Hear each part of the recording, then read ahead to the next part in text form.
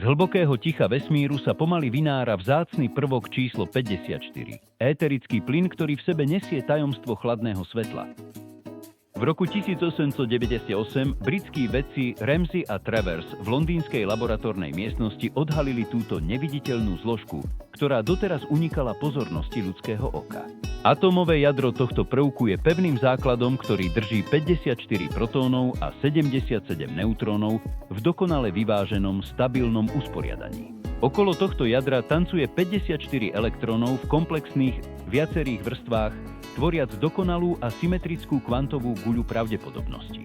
Keď na túto látku dopadne vysoké elektrické napätie, okamžite mení svoj stav a premení sa na žiariacu intenzívnu plazmu plnú elektrickej energie. Jedinečné spektrálne čiary, ktoré sa objavia pri rozklade svetla, odhaľujú jeho prítomnosť v najtmavších kútoch vesmíru a v laboratórnych skúmavkách.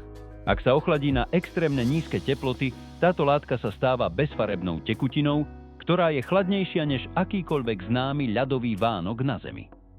Vysokorýchlostné bleskové zdroje využívajú jeho schopnosť uvoľniť obrovské množstvo svetla za zlomok sekundy, čím dokážu zastaviť pohybujúci sa čas.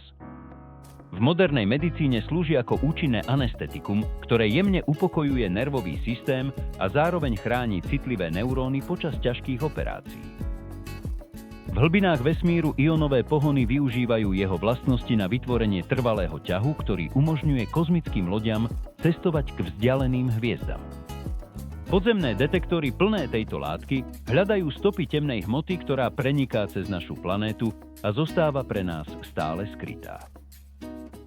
Od mikroskopického atómu až po rozsiahle galaxie, tento vzácny plyn osvetľuje cestu ľudstva k úplne novým hraniciam neznámej fyziky.